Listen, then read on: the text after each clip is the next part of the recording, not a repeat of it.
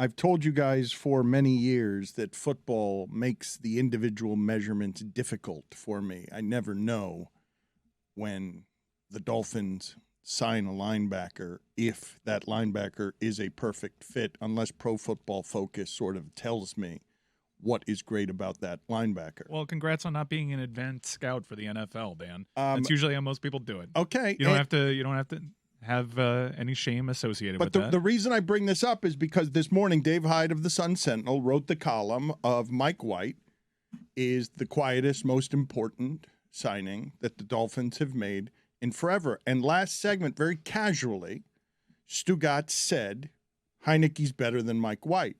And I know that I like Heinicke running around at the end of games, and I know Mike White has thrown interceptions in some games, but I don't actually know if Heinicke is better than Mike White. I know Mike White has had a couple of instances when he's throwing 4 interception games, and I know that you've seen Heinicke at the end of a lot of 16-point games win it at the end running around. But Heinicke is it counts. Heinicke is very much a backup quarterback, and I don't actually know if Heinicke is better than Mike White. But more to the point, I want to ask you, why do you think you know it, or what do you think it is that you know that makes your assessment Heinicke is better than Mike White? I saw that guy give Tom Brady a hell of a game in a playoff game. He was the only one through that run who had a lead in the fourth quarter against Tom Brady. The kid can play. Now, here's the thing about the kid, the Green Lizard, Taylor Heinicke. He's fine being a backup. He's on record as saying, hey, it's one of the greatest jobs in sports. I'm good holding a clipboard for 15 years. So I like a guy who doesn't have a big ego as well. You know what I'm saying? We're seeing the value of a nickname because I think we're kind of all talking back here. We're splitting here. These guys are on the same tier. They're in the same group of quarterbacks. Yeah. And the difference maker here, I think, for Stugotz is a nickname. If he can call somebody the Green Lizard, he's going to be slightly ahead of another guy. Fair. Well, he's also calling Heinicke the kid when he's 2 years older than Mike White.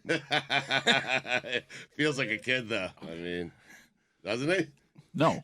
What is your information? I just want to know, is that it? Is it just I saw Brady in a playoff game struggle against him? Yeah. That's your analysis? Well, and he saw Mike White play for the Jets for 2 years. Yeah, what's so great about Mike White? Go ahead. You had one of the greatest quarterback performances in franchise history from Mike White. Yeah, one game. Stugotz, I saw 11 touchdowns. What do you mean in one game? He's referencing a playoff game. One game with Tyler. But he also Taylor. had but in the playoffs, he also had like 2. I mean, 0 touchdown, 4 interception game from Mike White. The Jets and the local radio stations celebrated and congratulated Mike White on the end of an era in New York. The least deserved congratulations on an end of an era and the most diluted era there's ever been in the history of all our accounting of eras.